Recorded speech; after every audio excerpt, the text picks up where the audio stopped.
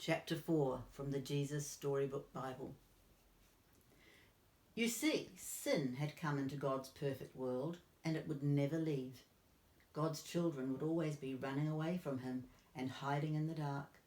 Their hearts would break now and never work properly again. God couldn't let his children live forever, not in such pain, not without him. There was only one way to protect them. You will have to leave the garden now, God told his children, his eyes filling with tears. This is no longer your true home. It's not the place for you anymore. But before they left the garden, God made clothes for his children to cover them.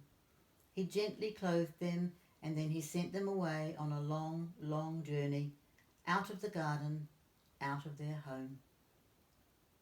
Well, in another story, it would all be over, and that would have been the end.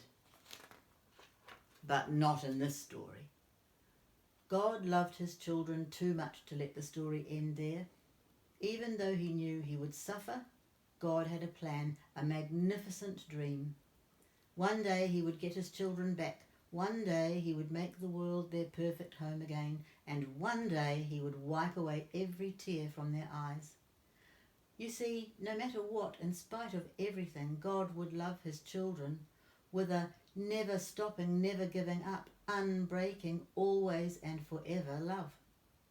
And though they would forget him and run from him, deep in their hearts God's children would miss him always and long for him, lost children yearning for their home.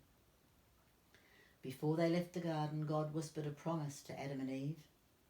It will not always be so.